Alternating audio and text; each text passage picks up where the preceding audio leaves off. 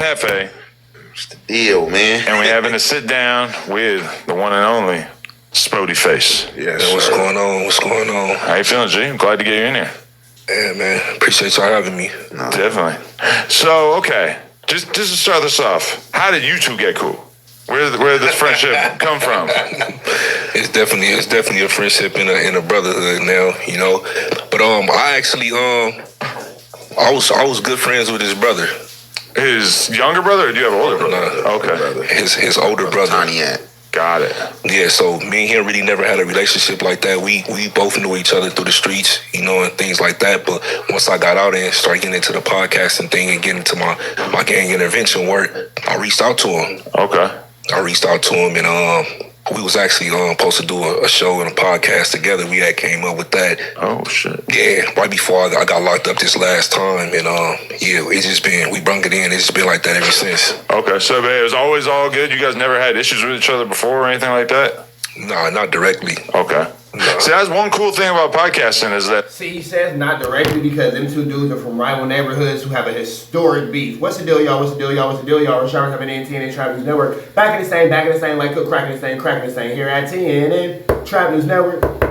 It's that good news you can get. Get out of the you're not thinking about college, you dog. Like, comment, subscribe, like, comment, subscribe, like, comment, subscribe. Everything we got going on here at TNN Trap News Network. Tap in with that tap in to make sure, in fact, tapped in with that tap in. Hit us with a like, with a comment, with a good subscribe. Everything we got going on here at TNN Trap News Network. We got Adam 22, SPODEY FACE, and Young ANT Jefe. Let's talk about them two dudes having a friendship despite being from rival neighborhoods. Young ANT Jefe being from A-Tray GANGSTER, SPODEY FACE being from R40s Neighborhood CRIP. Let's get into it. Let's go. Like, I've been a lot of people that I've seen able to come together and have, you know, a cool relationship on camera and stuff that realistically, historically would maybe have had issues with each other. Yeah, I agree. But I would say you have to be there and you got to be there in your life too as well. You know what I mean? Yeah. So that's what, fortunately enough, that's where I'm at in my life. And then we like-minded, so he's there as well. So it made it easy. It was an easy call. Yeah, I mean, you guys were both, by the time you met, you were kind of past the bullshit era of your life and more on to just trying to make something out of yourself and do content and all this kind of stuff? Yeah, correct. Got it. Yeah, for sure. So, like me, how I kind of like remember it, I just got on like YouTube or whatever, and SPODEY was already on YouTube doing his thing or whatever. So, he was doing his thing, I was hearing his name, I reacted to something. That had happened, you know what I'm saying? And his stance on it, you know, and I was kind of pretty much like, man, you know, see, this how I kind of be thinking, you know, this my mind frame right here. Then from there, you know, we got in touch. I think I went on a pod with him, Spider Loke, and ODM Slim. Mm-hmm. That's when we first like initially met. And then, you know, just like, you know, energy, like I'll be real big on energy and just like, you know, just like mine, you know, just without forcing it, you know, just automatically came together. You know, from there, you know, we locked in, tapped in, and you know, we just been hollering ever since. And then, you know, like I said, he went to school with my brother and stuff like that. So, you know. Okay. So and I remember you had reposted something I said. Yeah. Most definitely. Something like, For sure. Yeah. Because, I mean, you guys are both street dudes who are making content. Does it feel like in 2025 that there's an inherent natural conflict there, or does it feel kind of more natural? Because I feel like even like 5 years ago, if you were to ask most street dudes or gang-related dudes, like if they were down to do a podcast or a YouTube channel, a lot of them would be like, nah, I ain't with that because that's like telling or that's like, you know, gossiping or all this shit. But it feels like as time goes by, dudes like y'all are getting more comfortable with that. For sure, like I say that a lot, like probably 5 years ago, because that's nothing that never been on my memory board. Like I didn't even know the YouTube universe existed outside of me going on YouTube to figure out how to put something together or take something apart or find out certain information. Like when My man ANT Jefe said for him, YouTube has been nothing but an information source, a Google, if you will. I think that is dope that Young ANT Jefe and SPODEY FACE are figuring out ways to put generational curses and generational traumas behind them for the betterment of, number one, themselves, their communities, number two. Well, I would say for themselves, for their families, for their communities, number three. But as overall, the examples of black men able to show that people are able to get past certain issues, getting past certain things. It is blood loss, but it ain't no personal blood loss between these two individuals Yeah, their communities might feel the way about each other due to generational traumas and generational curses and generational wars and all that kind of stuff, but they're not letting it affect their personal relationships and their personal dynamics or how they choose to go about their dealings with one another. So I could definitely respect the fact that Young ANT JEFE and SPODEY FACE have both, number one, put themselves on the ledge for judgment and for criticism by not only their communities, but for adjacent communities as well. But it's for the betterment of their own, development, the betterment of their community, and to show where we can move forward in this podcast space. It's crazy to see dudes like Flacco continue trying to tear dudes down,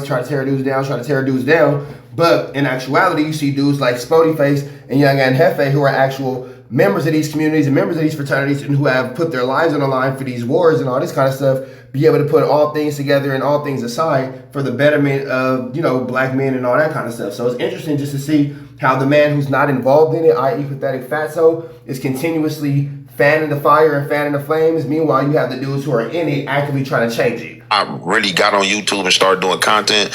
That's when I started seeing the podcasts. I started seeing the No Jumpers. I started seeing the Vlads and the different stuff that was going on. So like 5 years ago, I probably would have told you, hell no. And it definitely coming from the area that I come from, that a lot of people kind of like look at being on camera like it's frowned upon. But like for me, like with growth and like ever since I've been young, I've always been like a person. Like I always tell people, I have a saying that I might do something that you don't like, but I'm not gonna never do nothing foul. So just because I'm on camera and I'm doing this don't mean it's foul. You know what I'm saying? Because like shit, who wrote the rules? Like, I know the laws of the land, you feel me? I've been to jail multiple times, ain't never told on nobody when I've been in predicaments to tell on somebody and to get out. You know what I'm saying? I've always went and took my time and came back out. So it's just like, who's anybody to tell me what I'm doing on camera or a podcast is wrong? And I know the do's and don'ts, and I just feel like as long as I can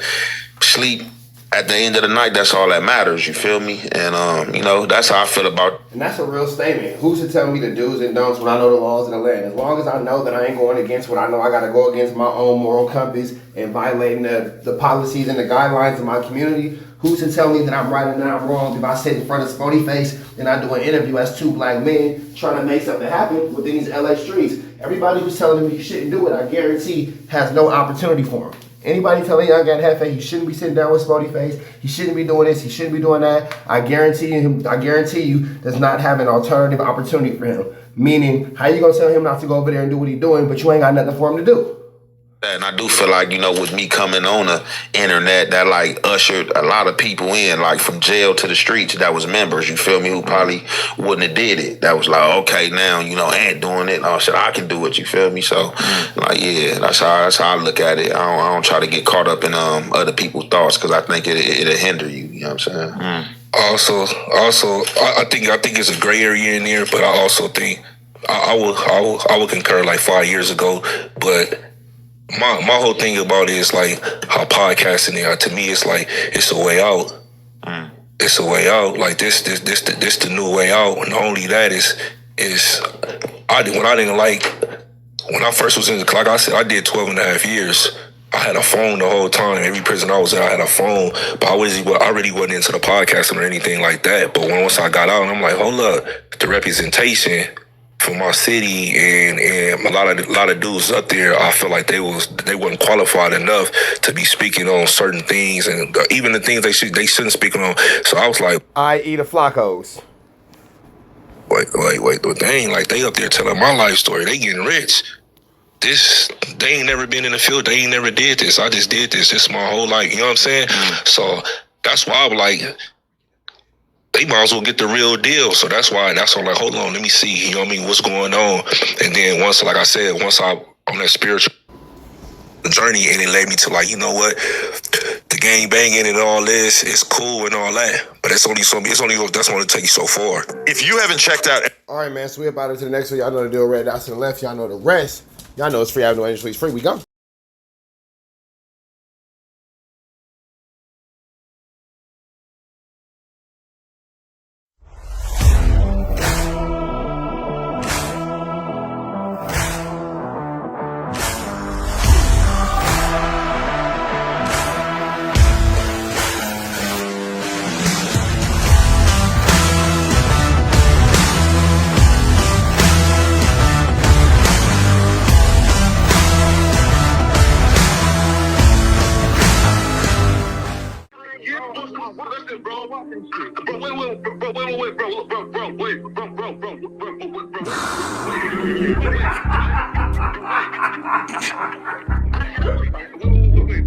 60 bands on my name.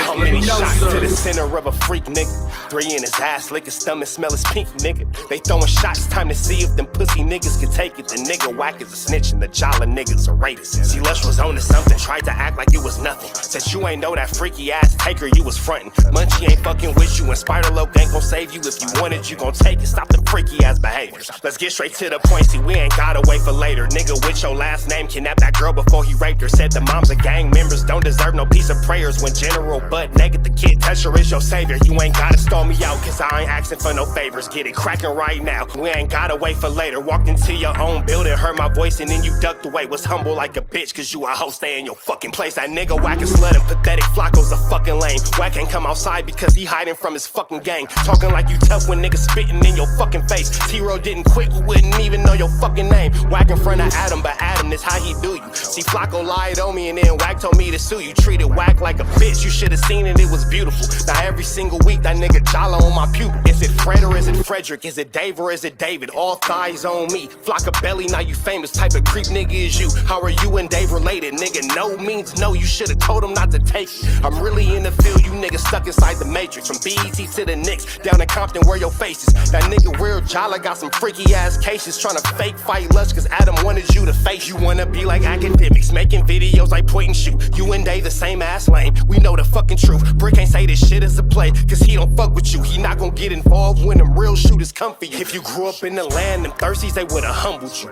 Grew up with them lions, I promise they would've hunted you. I get disrespectful, the next time I'ma punish you. You dirty fat bitch, I swear to God I see the bum in you. Niggas say they shooters till it's time to bring them guns out. Loose can't read and Whack lost his wife to Clubhouse. Treat Whack like a bitch, mark him out before he snitch again. Flocko, when I see you, I'ma show you the type of bitch you is. Niggas say they see me, they pullin' blick out. I promise that this Glock can make you sit down. Drum with a cooler, one for you, one for your brother. Wrap the string around the mop, sound like your dumb ass when you stutter. Swear to God, nigga.